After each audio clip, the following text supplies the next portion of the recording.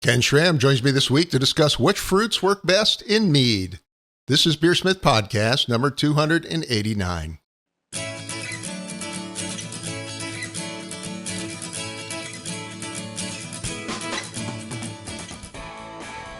This is BeerSmith Podcast number 289, and it's late September 2023. Ken Schramm joins me this week to discuss which fruits work best in Mead. Thank you to this week's sponsors, Craft Beer and Brewing Magazine. Every issue of Craft Beer and Brewing Magazine is packed with articles for homebrewers and beer lovers. They offer access to videos, brewing courses, exclusive articles, and the amazing Craft Beer and Brewing Magazine. Go to beerandbrewing.com to get your subscription today. And also the American Homebrewers Association. The Homebrewers Association invites you to join today and get a free bonus book. Join for 1 year and select a free brewing book for more than 60 titles to match your fermentation goals. Visit homebrewersassociation.org/beersmith to join the American Homebrewers Association and treat yourself to a new book.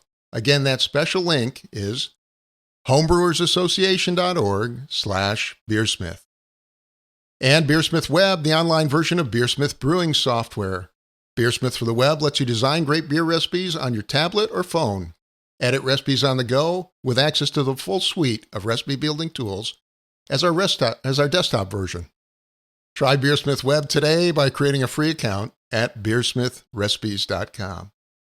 And finally, a reminder to click that like and subscribe button on YouTube, iTunes, Spotify, or whatever platform you're listening on. Clicking those buttons is a great way to support the show. And now let's jump into this week's episode. Today on the show, I welcome Ken Schramm from Schramm's Meadery. Ken literally wrote the book on mead making called The Complete Mead Maker. Ken was also a founding member of the Mazer Cup and won numerous national awards, including a Lifetime Achievement Award from the American Homebrewers Association. His meadery arguably makes some of the highest-rated meads in the entire world, from fresh fruit, spices, and honey. Ken, it's, as always, great to have you on the show. How are you, sir? It's my pleasure, Brad. Glad to be back with you. Yeah, I enjoyed seeing you at HomebrewCon this year in June. That was a great time. Got to enjoy some of your, I think it was Amelia we had together. Yes, I brought some Amelia. Quite delicious. Made with loganberries, if I remember right. Indeed. Yeah. Anyways, it's great to have you on the show. I know you're hard at work on the farm, which we discussed a little bit back in episode 262. But what are some of the new developments, both at the farm and the meadery? I think, have you reopened the tasting room yet, for example? We don't have a tasting room yet, and we are working to try and rectify that situation. If we choose to try and do that at the orchard, it will require that we get some permissions from the city, the municipality that we're in, and we'll have to make sure that all of the I's get dotted and the T's get crossed. We are in the process of finishing a pole barn that we had started on the property to try and give us some office space and also a location to process the fruit.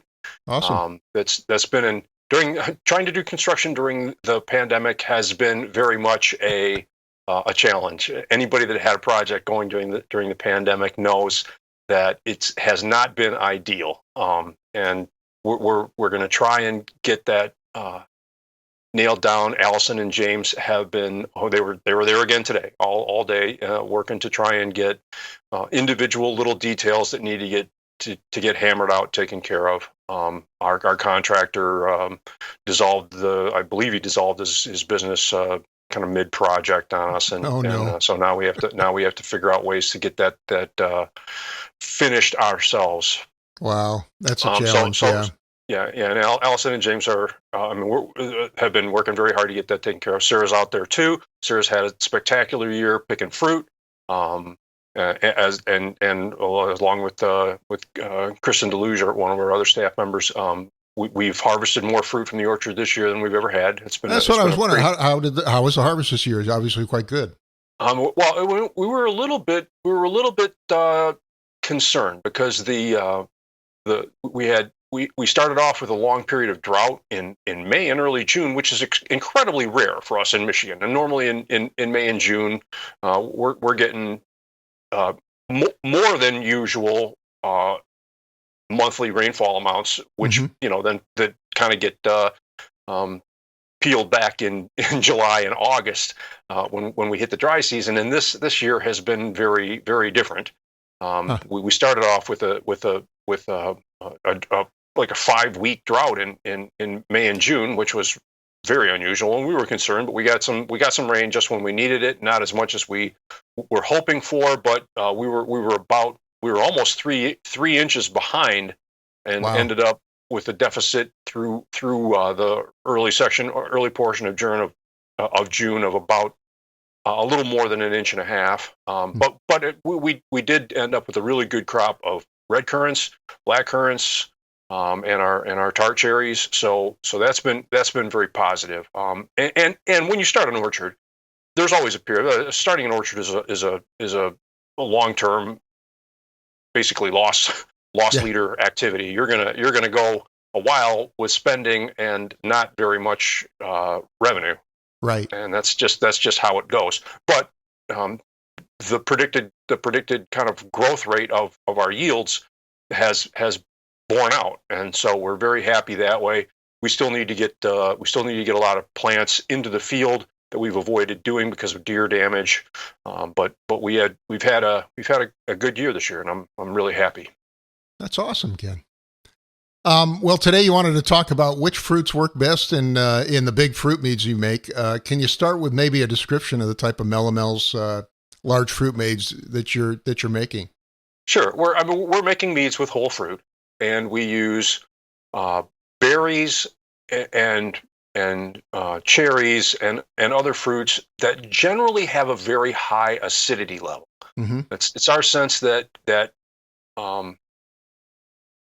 things like raspberry, tart cherry, blackcurrant deliver a tremendous amount of flavor impact per pound, mm-hmm. which is what we're really shooting for. We're looking for big mouthfeel, and they also have the kind of acidity that allows you to build big flavors and then sweeten to a level that provides balance and makes for really delicious beverages. That's what we're shooting. Yeah, but you don't make the lighter styles that I've had at many other meaderies. The light, spritzy, low gravity styles that no, I recall. I don't have any issue with those kinds of meats. Those are delicious meats. Yeah, it's just not what we do. Right. What we're trying to do is we're kind of trying to deliver a little bit of wow in our meats, some impact that is memorable and brings about a reaction that is very favorable. Yeah. We want people to have an impression, and we want people to kind of, I've said this before, be haunted by our meats, feel like they want to come back and enjoy that next sip, and always want to have that next sip. And then after they finish that bottle, that they start thinking about the next time they get to enjoy a bottle. So yeah, I describe it more like a dessert wine. As opposed to, maybe a dinner wine or something, right? Yeah, yeah. There are a lot of people in the wine community who think that that's kind of an arbitrary description. Yeah, because there are a lot of people that I know of that I consider very culinarily expert, who enjoy drinking things like Sauterne, for example, right, with fish and poultry dinners, and mm-hmm. I've done that, and it's incredible. I was just commenting on this. The fact that the meads are fairly sweet, they have a lot of body, and so on. You're exactly correct. Yeah, sweet, big body, big long mouthfeel, breadth and depth, meaning right. that when they hit your palate, they create a big impression, and then as you swallow, there's a long aftertaste and a lingering finish, and that's what we want.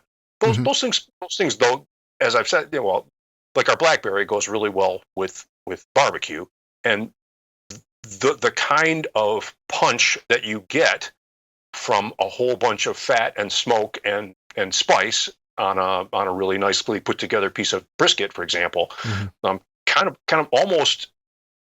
Well, I feel like it's better paired with something like our blackberry, for example, or big pork dishes with our statement, for example. Mm-hmm. Absolutely. Because because you're really meeting power with power. Yeah. We actually had a guest on recently talking about food pairings, and they mentioned that you really need to match the intensity of a food with the intensity of the beverage that you're enjoying. So, Yep. Yeah. Yep. Great. Anyways, we discussed this a little bit on the last podcast, and I want to dive into fruit in just a minute. But before we do that, could you give us a quick overview of your farm and what you're trying to accomplish there? And folks that are interested can listen to the last episode as well. But go ahead. Sure. We're trying to isolate which varieties of specific fruits perform best, both for us in our growing conditions, mm-hmm. and then also which varieties of fruit which we can make work in southeastern Michigan will work best with mead.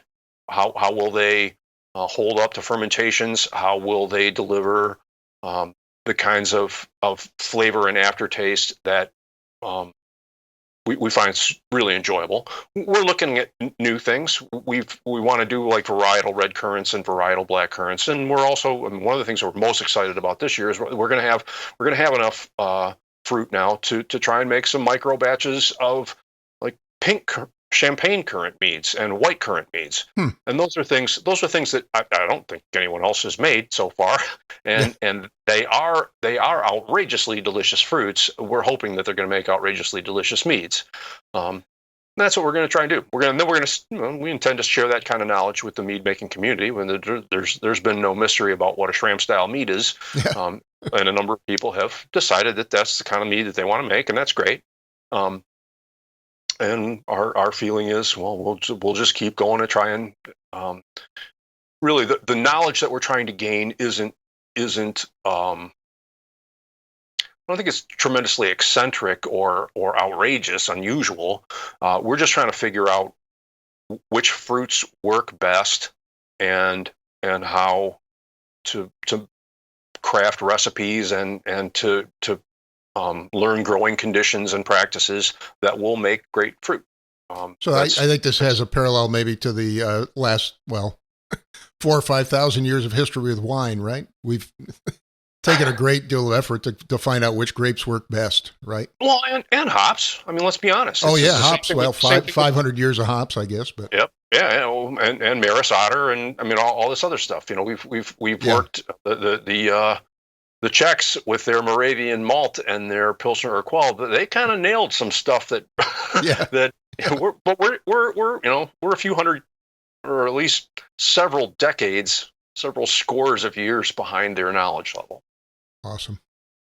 Well, I sat through a presentation you did at the Homebrew Conference as well, and you were talking about which fruits work best in meads in particular. And I think you had a small set of fruits. I can't remember exactly what you called them, but there's only about 5 or 6 fruits that you thought were like the cream of the crop here. Well, I describe them as the noble fruits. That's it. And there are noble grapes in winemaking. It's some people say it's 6 or 7 from France, and then there are other people that say that there are another 3, for example, Aglianico and Sangiovese and Nebbiolo from Italy. From their specific area, but those are grapes that grow extraordinarily well. And in France, it's the Cabernet Sauvignon, Merlot, and Pinot Noir, Sauvignon Blanc, Chardonnay, and then the 6th one was Riesling, and then the 7th one that they added, that some people choose to add, is Syrah, and those are all grapes that make phenomenal wines. That's not to say that there aren't other grape varieties that make phenomenal wines. There's Gamay, and there's Chenin Blanc, and there's all kinds of other really outstanding grape varieties. But those are called the nobles, and somebody got to define that. Some person decided, I'm going to name these grapes the noble grapes. Well, okay, if there are noble grapes and there are noble hops, there's 4 of those. And if we can have those, well, why not have noble fruits for mead making? And I put in there raspberries, brambles, currants, tart cherries. These are the kinds of fruits that I talked about earlier. They're the fruits that we're growing at the orchard, and they deliver a tremendous amount of punch per pound, per mouthful, however you want to look at it. They all have very high acidity levels compared to grapes or to other fruits like apples. Mm-hmm. So they create kind of a bed for putting them together with delicious honey varieties that will survive the fermentation process. That's the other thing about it, is that these are fruits that for the most part retain their character after they get done with the fermentation, and that's something that the grape growers were really keying in on as well. If great Cabernet Sauvignon always tastes like Cabernet Sauvignon, and I think that's also something that in the world of the noble hops situation, they were looking at that as well. Do these hops all consistently deliver recognizable flavor in the beers that they're used in? So if you've got a Tettnang or a Saazatz, you can tell. You can tell if that Pilsner has Saazatz hops in it, and so that's the kind of thing I was shooting for when I talked about the noble varieties of fruit. Now I think my list is probably pretty incomplete, because there are going to be, just the same way that the Italians came back and said, hey, we got our grapes over here too, and they're really doggone good, and that's going to be the case, because there are going to be, compared to what I described in the presentation at the AHA, there are going to be tremendous fruits from areas other than Michigan that are going to perform in the same way. Things like citrus fruits, for example, which I would hope we would talk about them a little bit. Yeah. And tropical fruits. I mean, there are magnificent tropical fruits. We for example love to make pineapple. We make a mead called the Rocket, named for Rocket Rod, and it's in my estimation, it's just really delicious. It does retain its very characteristically pineapple character, and pineapple has enough acidity as well to remain interesting, balanced with enough sweetness to make it fun. So yeah, I think there will be more quote unquote noble fruits for mead making, but I wanted to start the discussion because there are things out there that, and I don't want to jump the gun on your discussion here, but there are other fruits that perform well and make delicious mead, but don't have that same kind of hit the right spot in all the boxes to make a compellingly delicious beverage that will, for example, also age for 5 or 10 or 15 years and will have a magnificent curve of maturation. Now, you mentioned the acidity is a critical thing. Obviously, the acidity helps to offset some of the sweetness from the honey, because I know you make meads that have quite a bit of residual sweetness left in them. But what about tannins? Obviously, tannins are really critical for providing structure in wine, and a lot of the fruits that you're talking about here, the noble fruits, they've got quite a bit of tannins as well, don't they? They are. And that was, to be honest with you, that was one of the things that kind of entered into my decision to not immediately launch right in to citrus fruits and tropical fruits, because they don't have that tannin. And that tannin is really important for what I just talked about. I mean, it's both the mouthfeel. Well, it's not just mouth. It's mouthfeel. It's food pairing ability. It's aging. You want those tannins in there to provide longevity in the cellar. So yeah, the tannin does enter into the mix, and all of the fruits that I talked about, the blackberries, the loganberries, tart cherries, and in specific the Morello type tart cherries, they've all got a considerable dose of tannin with them. And I need to do more research. I mean, I know that the term tannin gets used very kind of blithely by people in the wine and the the Mead community. And tannins are actually a whole family of chemicals, and they are not identical. Technically, I think they're they're a polyphenol, a form of They are polyphenol, which, as you mentioned, there's thousands of them. So sure, yeah. and they each have different aging characteristics and flavor characteristics, and they all come across slightly different, and that's one of those things that when I finally retire and get a chance to write another book, I can take the time to examine and hopefully share. Yeah, interesting. I just mentioned it because it's so critical in winemaking, for example. But it's utterly critical too. Yeah.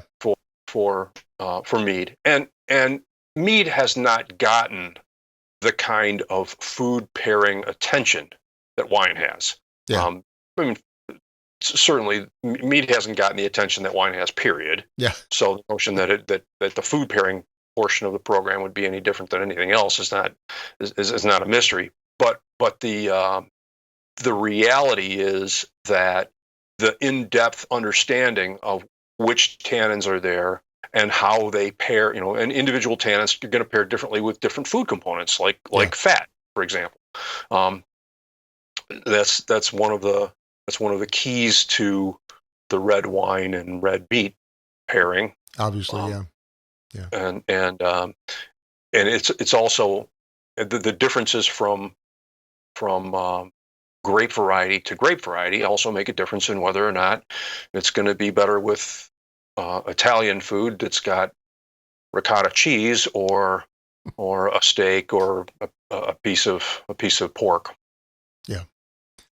Well, there are a few fruits that are high in acidity that didn't make the list. For example, one of the ones that stands out for me is cranberries. Sure. So I thought maybe cranberries is kind of a real good example. It's got almost the same acidity as black currants. Yep. But nowhere near perhaps the mead making potential. Why is that? And it's cranberries and it's lingonberries. Oh, really? I didn't know lingonberries was in that list as well. Well, lingonberry is a fruit that is delicious and has high flavor intensity per gram or flavor, per ounce, however, per mouthful, however you want to sort that out. But lingonberries and cranberries both contain high levels of benzoic acid, and lingonberries are even higher than cranberries. Benzoic acid, a la sodium benzoate, which we're all familiar with, is it's a fermentation retardant. It will shut things down at high enough levels. So cranberries and lingonberries both have a tendency to stick fermentations. Now we do cranberry fermentations, and we use a little bit of bicarbonate to try and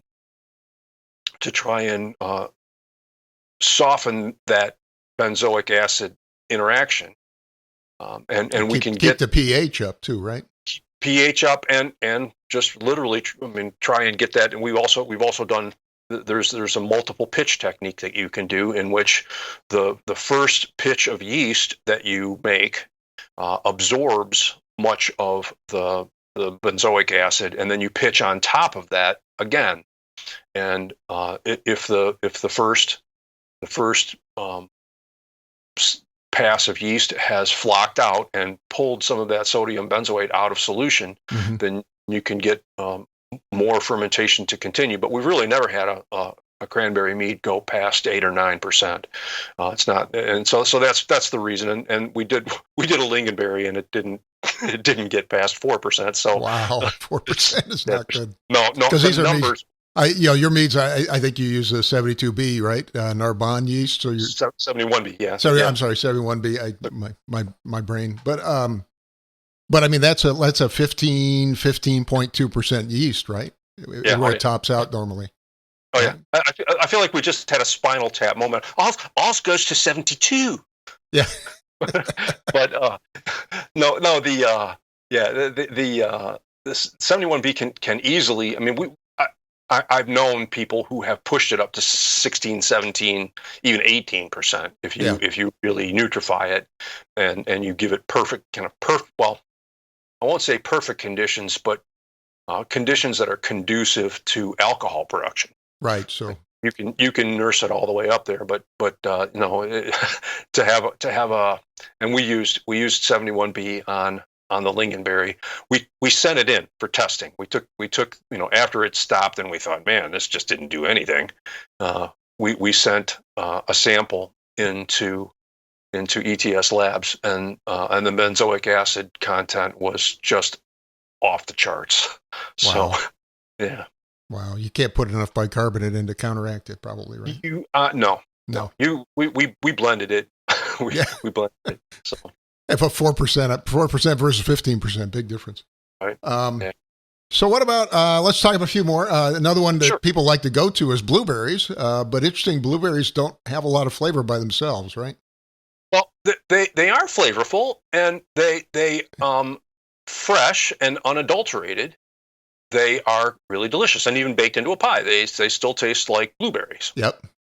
But blueberries are among the many fruits, like strawberries and peaches and plums, that have key chemical signatures that are altered by the yeast when the fermentation takes place. Interesting. And so what I'll use one that I'm relatively confident I have correct.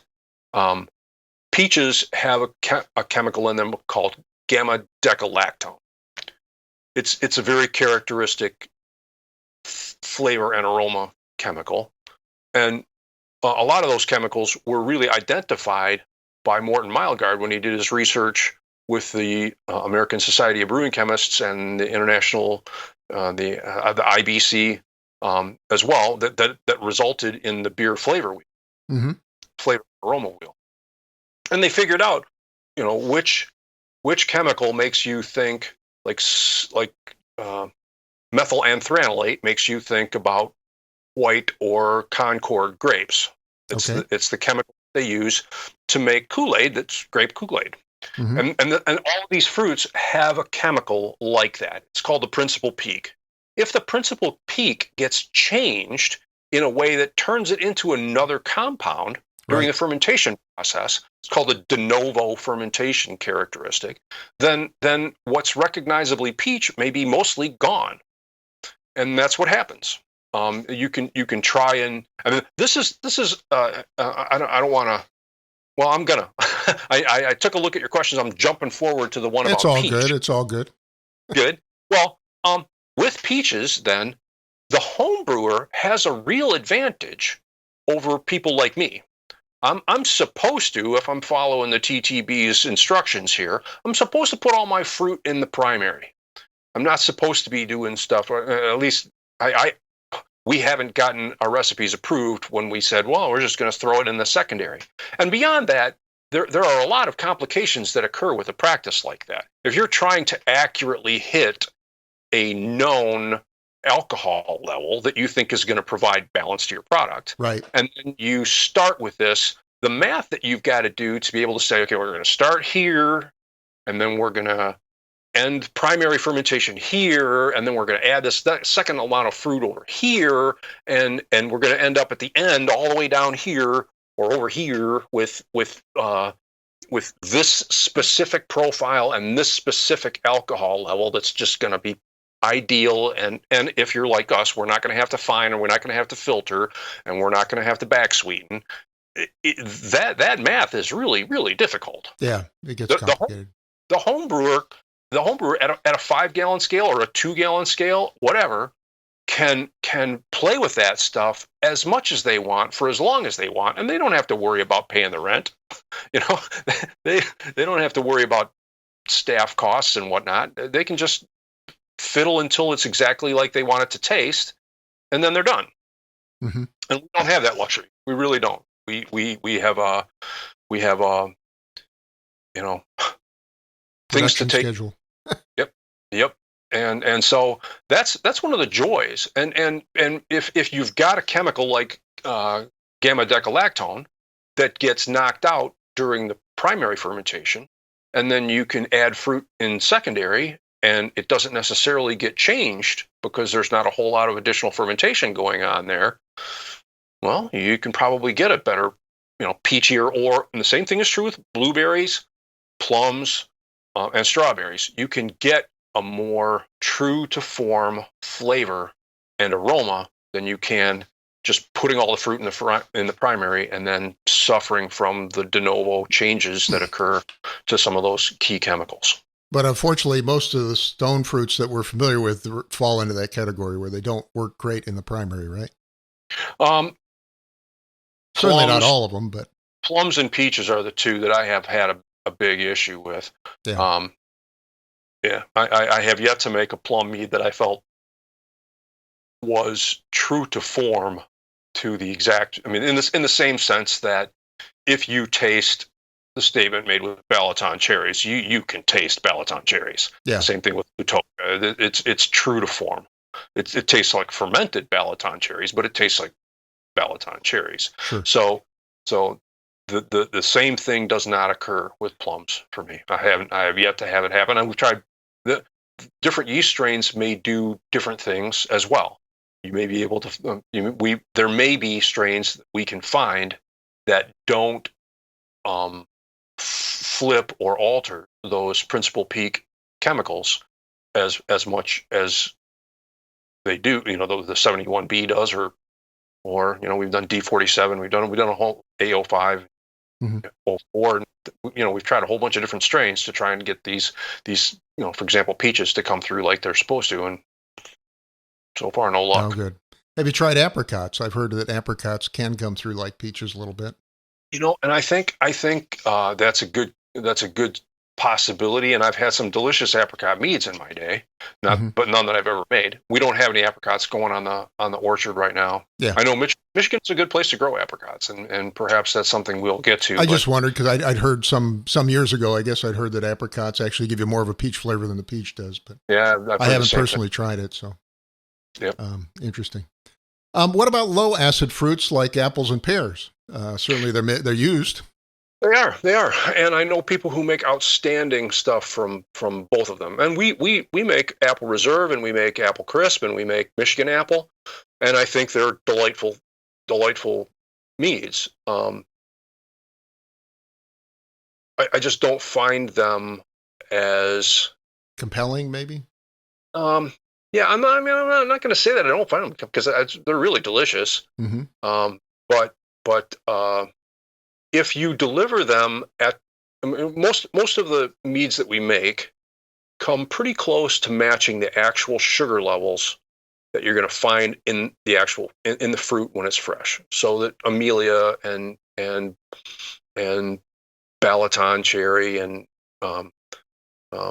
some of these other things are gonna come across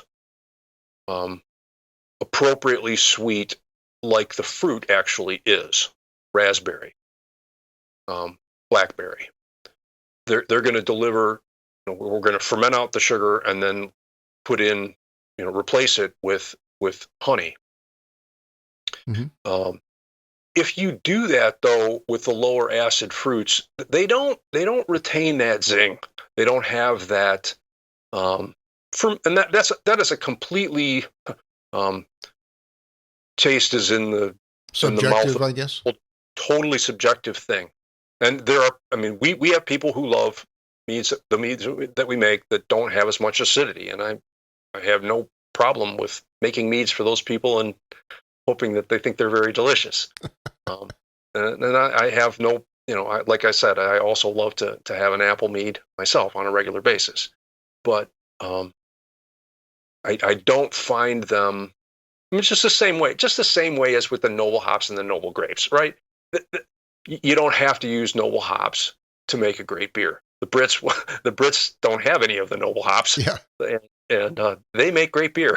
And the American pale ale hops are outstanding, and they just didn't get to stand in line when the noble hop varieties were being picked these many hundreds of years ago. So, 150, 160 years ago, whenever those were actually delineated. So it's not to say that you can't make great meads with them. I just didn't put them on the list of noble fruits myself because I don't see them as having that kind of picture perfect, like impact, I triple guess. Yeah. triple up the gap, or I call it putting the dots in all the right boxes approach. Huh. Interesting. Well, we've discussed this a little bit before, but you're using a lot of fruit and honey, something like 1-to-1 by volume, I think, right? With the honey and the starting fruit. Yeah. So that starts at a really high gravity, and it leaves a lot of residual sweetness. I mean, how high are you going with some of these things? Well, without getting too proprietary, I guess. Sure. Well, we've been known to use more pounds of fruit per gallon. Now, mind you, that's not going to yield as much fermentable sugar. Yeah. Because the fermentable sugar, even in a super ripe black currant, for example, is maybe 16 or 17 bricks, and honey is 81. So if we put in 4 pounds of honey per gallon and 6 or 7 pounds of currants per gallon, it's going to be still a no contest between which one's contributing more. No, I mentioned by volume, not by weight. No, I'm saying, but I'm saying, and a small, really, in a lot of our meads, we're using just enough water to get the honey to flow and mix with the fruit. So a lot of fruit, a lot of honey, and very little water. Yeah, correct. Yeah. Definitely more honey than water. Let's just put it that way. And our intention is, as you said, to, especially with things like black Agnes and red Agnes, those fruits have just astonishingly high acidity levels, and it's not brain surgery to figure out that you're going to have to counter those with a substantial dollop of sweetness to have everything come out okay. It's taken us a tremendously long time and lots of batches to get to the point where we understand where the formulation is, and we still do things like watch how much attenuation we get over the first couple of days to see if, in fact, we might not need to add as much nutrient as to one batch as to another. Mm-hmm. And we keep a close eye on that. And I don't want to sound like some sort of a mead whisperer, but we do try to react to the conditions that are being presented during the fermentation, and we may adjust like nutrient levels down, or we may notice that things are not going as well as we want them to, and we may allow fermentation temperatures to rise slightly to allow things to pick up a little more. But yeah, I've made some of these big meads myself, and I've had challenges with even the pH dropping too low. Sure. Yeah. And well, especially when you're working with things like with things black like currants and stuff like that. Yeah. Oh my gosh, there's so much acidity. Yeah. It's just there's more acidity in black currants than there is in lemons. Yeah. That's the only thing I tried close was cranberries, but yep. Anyways, you wanted to spend the last part of the show discussing the importance of family in your business and how the problems you're solving are, really intergenerational problems in some ways. The problems the questions you're asking may take us, quite some time to answer. Yeah, absolutely. And what we've been looking at, and what I've been looking at, is the fact that Allison and James and Sarah are going to have the chance to work on the kinds of challenges and problem-solving situations that will provide tremendous strength to both Schramm's mead and hopefully also to the whole mead industry over a long period of time. And I've looked at this to try and understand how important families have been to winemaking and beer making and beverage alcohol in general and business in general, to be honest with you.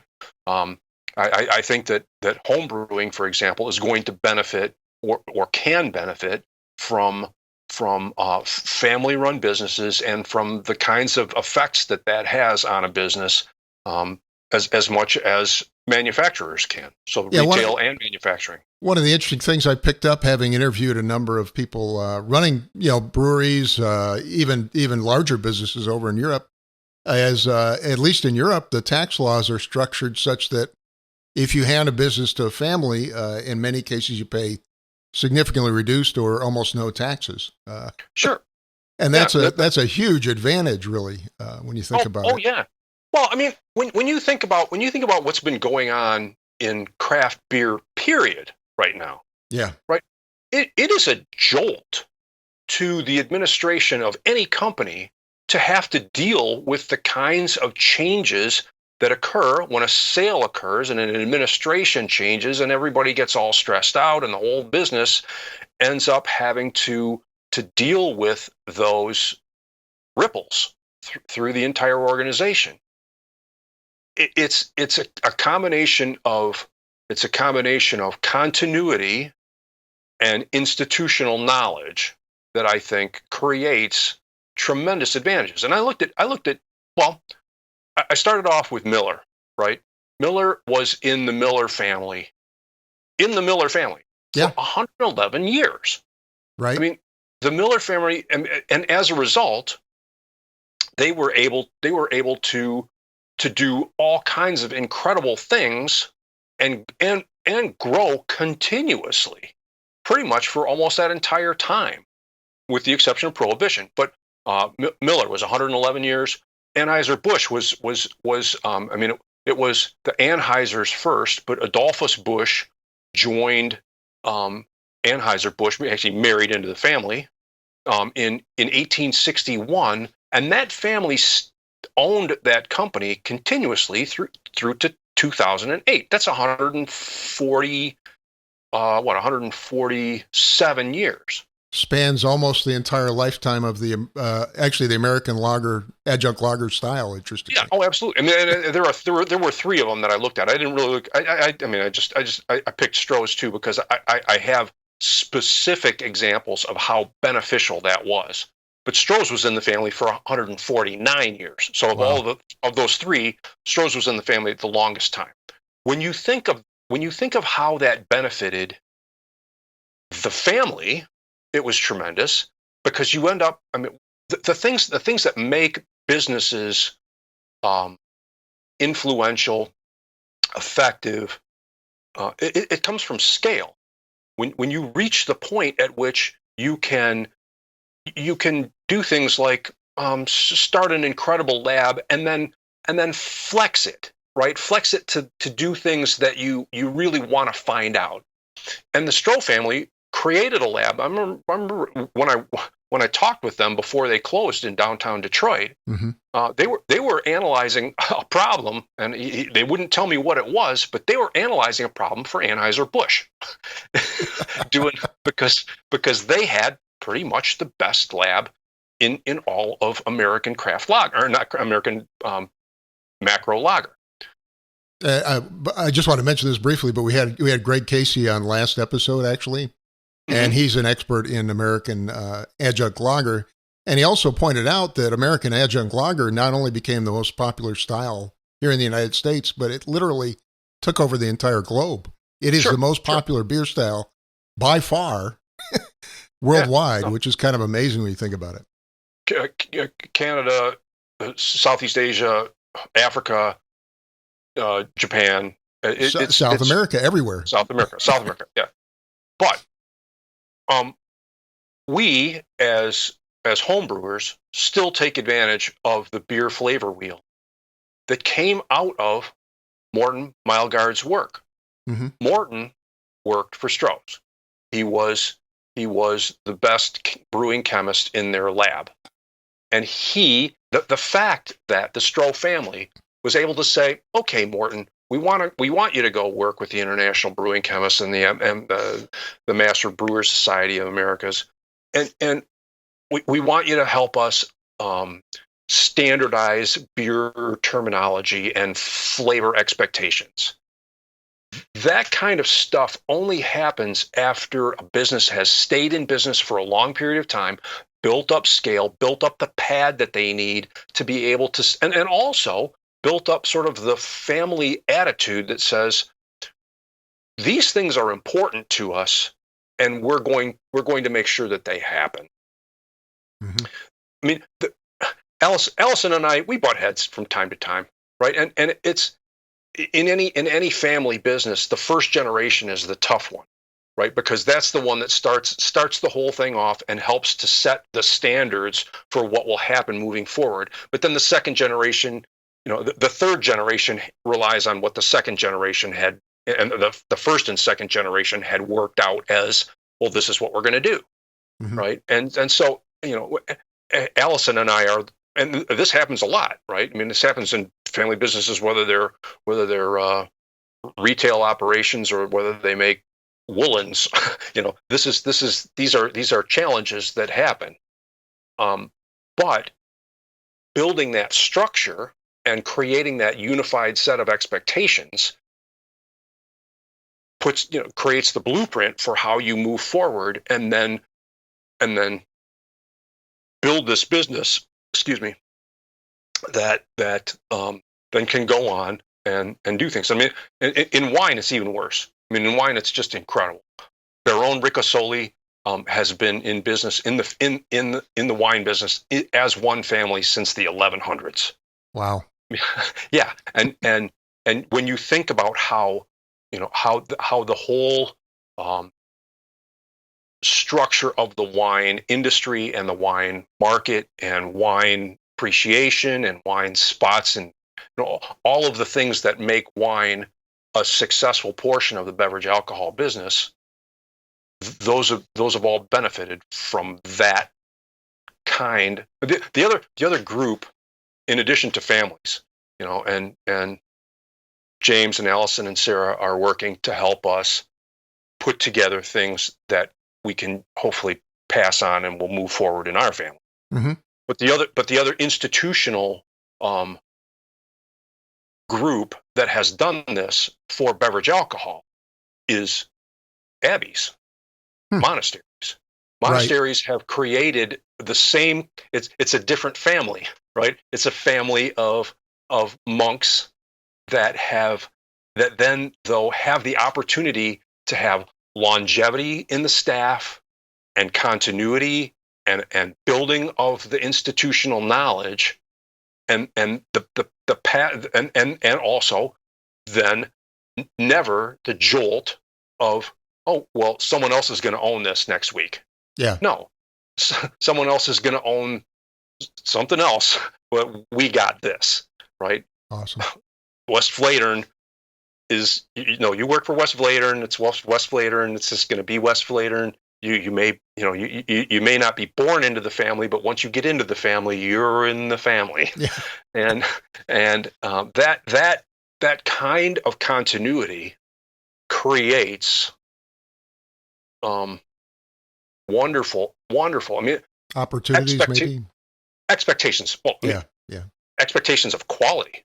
Yeah. Right. When you look at West Flatern, when you look at all the Trappists, the quality is just on, and the same thing is true. I mean, Weihenstephan was an Abbey brewery before it was no longer an Abbey brewery, but it worked as an Abbey for hundreds of years on its way to being what we think is the oldest brewery in the world. So yeah, yep. All of that continuity really helps, and it also creates, hopefully, this is different from businesses that have to have a quarterly profit report, right? Mm-hmm. You can create an environment in which experimentation can happen, and long-term goals can be put together, and mistakes can be made without the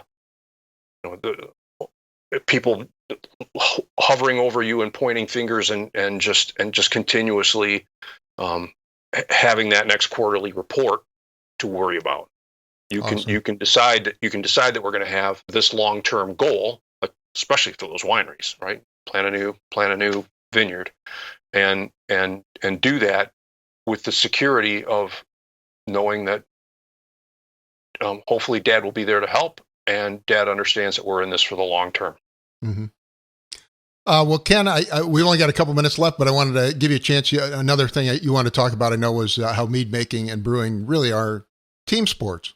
And so maybe you give us your closing thoughts on that. Yeah, absolutely. Absolutely. And I mean, I've watched it now, as you know, some breweries have changed hands and whatnot. There is a lot of inspiration that comes from the heads of companies, but this is a team sport. Everybody in the organization creates value, mm-hmm. and you know, for us right now, we're if it weren't for the fact that we had a direct to consumer sales option through this pandemic, we probably would have been a casualty.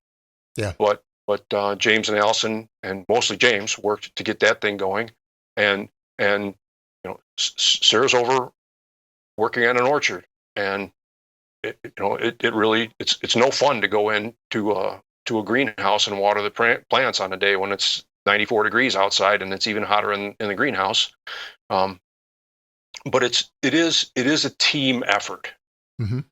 And I mean, I see people, sometimes it's a little discouraging to me because I see people saying, "Oh, Ken Schramm." No, man, there's a whole crew of people who make Schramm's mead.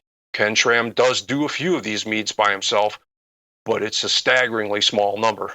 Yeah. And the rest of it is all, you know, there's a 4-person team every time we bottle. There's a, you know, there's a person, you know, Allison, going out and putting together all of the sales efforts that you know, bring the stuff to people's attention. And without that, we don't stay in business. You know, it's a team game.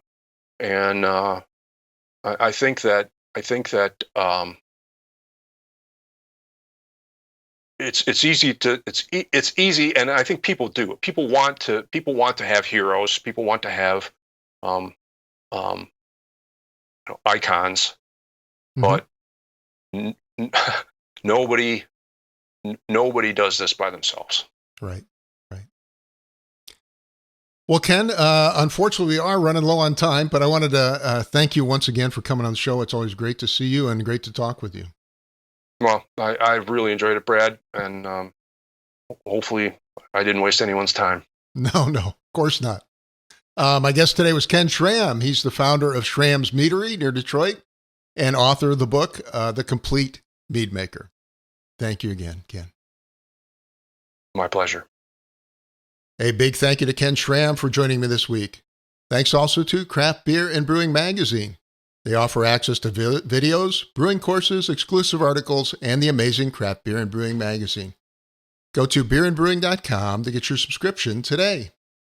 And also the American Homebrewers Association. The Homebrewers Association invites you to join and get a free brewing book today. Join for 1 year and select a free brewing book for more than 60 titles to match your fermentation goals. Visit homebrewersassociation.org/BeerSmith to join the American Homebrewers Association and treat yourself to a new brewing book. And BeerSmith Web, the online version of BeerSmith brewing software. BeerSmith for the web lets you design great beer recipes from any browser, including your tablet or phone. Try BeerSmith Web today by creating a free account at beersmithrecipes.com. And finally, a reminder to click that like and subscribe button to YouTube, iTunes, Spotify, or whatever platform you're on. Clicking those buttons is a great way to support our show. I'd like to thank you for listening, and I hope you have a great brewing week.